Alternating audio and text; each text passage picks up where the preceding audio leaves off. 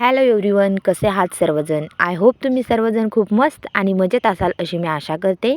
नवीन दिवसाची मस्त अशी गावाकडची सुंदर सकाळ झालेली आहे आणि आम्ही फायनली म्हणजे मी माहेरी आलेली आहे लग्न वगैरे सगळं काही करून.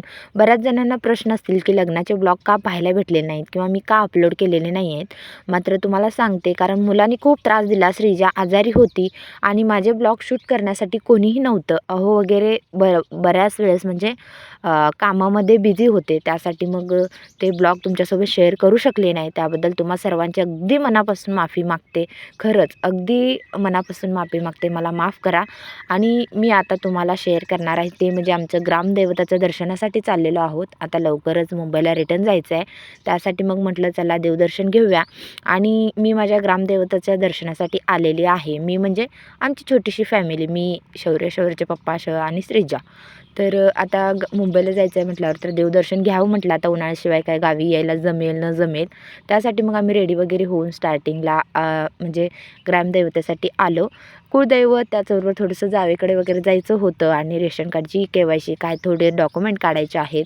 बरेचसे कामे आहेत, 1-2 दिवसामध्ये कवर करावे आणि त्यानंतर मग रिटर्न मुंबईला जायचं असं माझं प्लॅनिंग आहे. बघू आता काय काय होतं आणि मी तुमच्यासोबत काय काय शेअर करू शकते ते पण पाहते. तर सुरुवातीला गेलो, नारळ वगैरे घेतला देवापाशी आणि त्यानंतर मग दर्शन वगैरे घ्यायला लागलो. तर या देवाची हे जे दैवत आहे हे ग्रामदैवत आहे. म्हणजे यल्लमा देवीची यात्रा आता येत्या 15 डिसेंबरला खूप मोठी यात्रा भरते. खूप मोठी म्हणजे खूप मोठी, अगदी भयंकर अशी यात्रा असते आणि गर्दी तर खूप असते. आता सध्या भरायला स्टार्ट झालेले आहेत. मोठमोठे पाळणे वगैरे रेडी होत आहेत आणि छोटे मोठेशा म्हणजे बाजार वगैरे सुद्धा छोटे मोठे भरत आहेत. आता मला यात्रेला काही यायला जमणार नाही. आता 15 डिसेंबर म्हटलं तर आज 7-8 तारीख आहे. अगदी 5-7 दिवसच शिल्लक आहेत. तसं बघितलं तर मी राहूनसुद्धा यात्रा करून जाऊ शकत होते. मात्र गावाकडे जाम थंडी आहे आणि पोरं आजारी पडलेले आहेत. श्रीजा तर आजारी फायनली पडलेलीच आहे. मात्र शौर्य पण पडेल आणि शौर्य पडला ना त्याचं 15 ते 20 दिवस तर काय आजार पण जात नाही. त्याच्या भीतीने म्हटलं चला पटकन आताच दर्शन घेऊन घेऊया आणि नंतर मग डायरेक्ट आपण बघायचं परत आणि कधी रिटर्न येईल तेव्हा दर्शन घ्यायचं. कारण हे जतमध्येच मंदिर आहे, त्यामुळे इतकं काही वाटत नाही. कधी येईल तेव्हा छोटं मोठं दर्शन माझं होत असतं मध्ये आधे. आणि बघू शकता ही यल्लमा देवीचं मंदिर आहे. खूप मोठं मंदिर जरी छोटं असलं तरी यात्रा खूप मोठी भरते. ही देवी नवसाला पावते बरं का. आणि या देवीची आता ही एकच पहिली यात्रा असेल की या देवीच्या यात्रेला मी या पहिल्याच यात्रेला नसेल. जसं माझा जन्म झाला, जवळजवळ आता मी 24 वर्षाची आहे. म्हणतात की वय सांगू नये, मात्र जन्मल्यापासून ते आत्तापर्यंत अजून एकदासुद्धा माझी यात्रा मिस झाली नव्हती. मात्र आता या टायमिंगला नक्कीच मिस होणार आहे असं 100% वाटते. कारण इतकी जाम थंडी आहे ना. आता तुम्ही म्हणाल तू तर गावी राहिलेली आहेस, तुला थंडीची सवय असायला हवी वगैरे वगैरे. तर मला तरी सवय आहेच थंडीची, मात्र माझ्या मुलांना नाही. जशी माझी मुलं जन्मले तशी ते मुंबईलाच वगैरे राहतात, त्यामुळे त्यांना थंडीची सवय नाही. लहान मुलांना थंडीमुळे काय काय त्रास होतात ते मी तुम्हाला विशेष सांगायचे अजिबात गरज मला तरी वाटत नाही. ठीक आहे. तर देवदर्शनाला नारळ वगैरे घेऊन गेलो आणि ह्या देवीला म्हणजे असं दुखं नाईटं वगैरे असं काही या देवीची हे आहे, इच्छा असते. ती जर क्लिअर नाही केली ना तर शरीराला दुखे वगैरे उठण्याची शक्यता जास्त असते. आणि तसं माझी मम्मी वगैरे येतेच देवाला. मग त्यावेळेस पण थोडंसं नारळ, दुखं नाईटं वगैरे ती कीच म्हणून असतो देवीचा. येत्या बघा 17-18 तारखेला आय थिंक आहे कीचं. मग त्या कीचामध्ये तो कीच जरी एकदा पाहिला ना तर 3 वर्षी तो पाहावाच लागतो. तसं मी खूपदा पाहिला आहे. मात्र आता ते तर राहणं मला शक्य नाही. त्या किचामध्ये दुखं नाईटं वगैरे जर आपण देवीसाठी म्हणजे हे केले, देवीच्या चरणाशी वाहिले, तर आपल्याला अजिबात कोणत्याही प्रकारची दुखे वगैरे शरीराला उठत नाही आहेत, असं देवीचं सत्व आहे.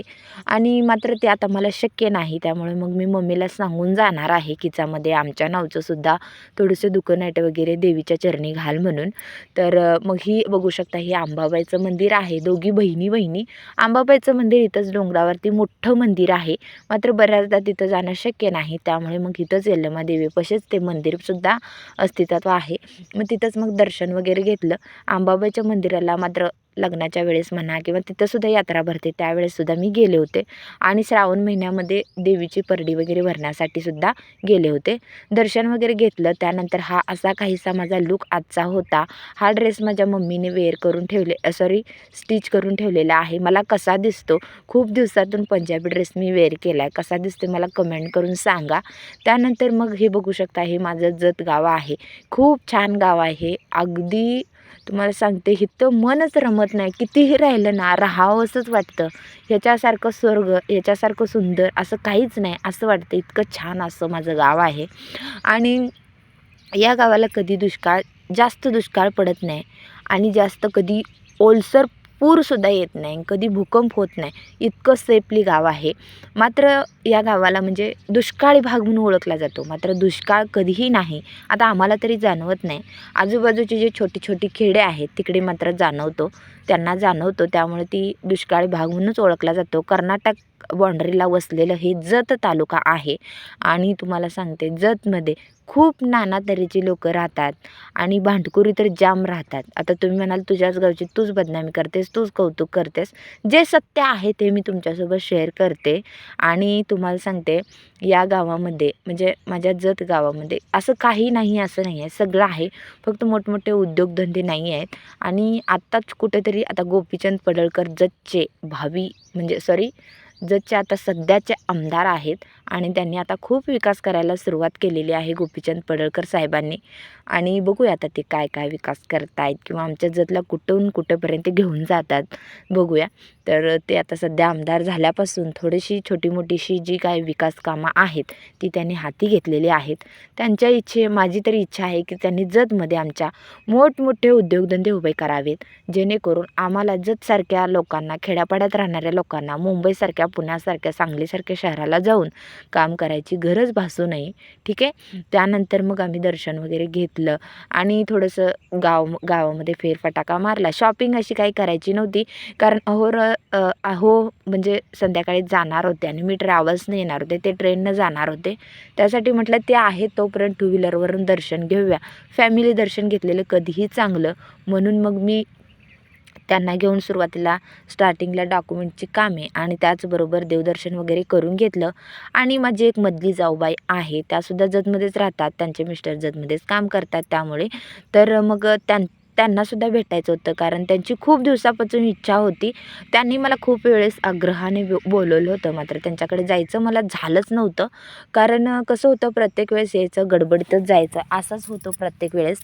त्यामुळे मग आता पण तसंच झाला, मेन प्रॉब्लेम झालं नव्हतं. मात्र त्यांनी काल आता लग्नातून त्या पण घरी त्या पण जतला म्हणजे त्या पण रूमवरती आल्या. त्या मला बोलल्या की आज तर या ताई असं वगैरे. मग म्हटलं चला आज त्यांच्या घरी जाऊनच जाते, कारण तसं भेटाभेटी झाली होती काल परवाच. मात्र म्हटलं चला तरी पण घरी बोलवतात तरी एकदा जाऊन येऊया. आणि त्यानंतर मग आम्ही घर त्यांचं हुडकत म्हणजे मला माहितीच नव्हतं, मग तरी सापडलं. कारण ज्यावेळेस आर्मीची ट्रेनिंग वगैरे किंवा आर्मीसाठी ट्राय करत होते त्यावेळेस ते इथंच राहायचे म्हणतात. मग आम्ही तिथं आलो आणि जाऊबाई आहेत रूममध्ये म्हणजे घरी. म्हटलं चला आता जाऊन त्यांच्याकडे मग गेलो. आणि त्यांना 2 मुले आहेत बरं का. मी तुम्हाला माझ्या फॅमिलीची ओळख करून द्यायचं खूप निश्चय केला होता, लग्नाचे ब्लॉग टाकायचे, माझं घर, माझी फॅमिली, माझ्या जावांना वगैरे तुमच्यासोबत दाखवायचं किंवा तुम्हाला दाखवायचं आमची कशी फॅमिली आहे, काय आहे. मात्र मला शक्य झालं नाही श्रीजा आजारी असल्यामुळे. आणि काय झालं माहिती आहे का, श्रीजा आहे ना माझ्याशिवाय दुसरं कुणाकडे गेलीच नाही, शौर्यच्या पप्पाकडे पण गेली नाही, ती दुसरं कुणाकडे जातच नाही. आणि आजारी असल्यामुळे तर अजिबातच गेली नाही. त्यामुळे माझा सगळा म्हणजे प्लॅन जो आहे तो फ्लॉप झाला. नाहीतर मी तुमच्यासोबत शेअर करणारच होते सगळं काही. त्यानंतर मग आम्ही चहा नाश्ता वगैरे नको नको म्हणताना ताईने अगदी खूप जबरदस्ती करून नाश्ता वगैरे करायला लावला. आणि त्यानंतर मग आम्ही खूप काही टाईम नव्हता म्हणून खूप वेळ बसलो नाही. परत आल्यानंतर उन्हाळ्यात वगैरे यावं म्हटलं. आणि मग आम्ही नाश्ता वगैरे करून मग तिथून फायनली निघालो ते कुठे तर रेशन कार्डची KYC करायची होती आणि रेवणाळ गावातच करायची होती. आता खूप दिवस झालं लग्नामध्ये वगैरे होते, तसं तिथल्या तिथं जाऊन करता आलं असतं. मात्र त्यांचे फॅमिली मेंबर्स डेथ झाले होते, म्हणजे ते देवाघरी गेले होते. त्यामुळे त्यांना सुट्टी नव्हती किंवा त्यांनी ते ओपनच केलं नव्हतं. तर आज त्यांचा मुहूर्त लागला होता त्यांना. मग हे बघू शकता, ही माझ्या आहोंची शाळा आहे म्हणे. माझे आहो म्हटले ही आमची शाळा आहे. म्हटलं चला एक छोटीशी क्लिक तुमच्यासोबत सुद्धा शेअर करावी. आणि ही बघू शकता, ही कमान आहे रेवणाळ गावची. छोटंसं गाव आहे, खूप काय विकास झालेला नाही. जत तालुक्यातील एक छोटासा खिल्ला आहे. जतची बाँड्री संपली म्हणजे जतचं हे संपलं ना, जतचा जो नगर परिषदचा भाग संपला ना, की ही रेवणाळची बाँड्री ग्रामीण भाग लागतो आणि खूप खडकाळ असा प्रदेश आहे. आणि तिथे गेलो. मग त्यानंतर रेशन वगैरे वाटप सुरू होतं. म्हटलं KYC करावी, खूप दिवसापासून राहिली होती आणि रेशनसुद्धा मिळायला स्टॉप झालं होतं. रेशनची KYC वगैरे केलं. त्यानंतर पवनचक्कीचा आणि मस्त असा डोनचा आस्वाद घेत कुळदैवतेसाठी गेलो. आणि हे बघू शकता, हे आमच्या जत आणि अचकने गावावरती वसलेलं बाँड्रीवरती वसलेलं हे गाव आहे, सॉरी मंदिर आहे सिद्धेश्वरचं. खूप भव्य दिव्य असं मोठं असं मंदिर आहे आणि नवसाला पावणारा देव आहे. आणि तिथे गेलो. त्यानंतर मग नारळ वगैरे मी घ्यायला गेले, अहो घ्यायला गेले. आणि शौर्य आणि स्त्रिजा अशा प्रकारे खेळत होते. त्यांना मैदान भेटलं ना, खूप छान वाटतं आणि ते खूप मस्त मस्त एन्जॉय करतात. त्यानंतर मग दर्शन वगैरे घेतलं आणि अहोंना रात्री ट्रेनला बसायचं पण होतं 6-7 वाजता. मग घरी मम्मी स्वयंपाकाची वगैरे तयारी करतच होती. म्हटलं तर चला पटपट आटपून देवदर्शन घेऊन जाऊया. एकदा राहिलं ना परत सारखं सारखं येणं होत नाही. अहो तर येतच नाहीत. वर्षा 6 महिन्यातून ते कधीतरी गावाला एंट्री टाकतात. तसं माझं येणं जाणं होतं, मात्र अहो नसल्या कारणाने मग आम्हाला कोण नेऊन आणणार नसतं. आणि म्हटलं चला आज आता अहो योगायोगाने भेटलेले आहेत, तर दर्शन वगैरे घ्यावं, थोडासा फेरफटाका वगैरे मारावा म्हणून मग घेतलं दर्शन.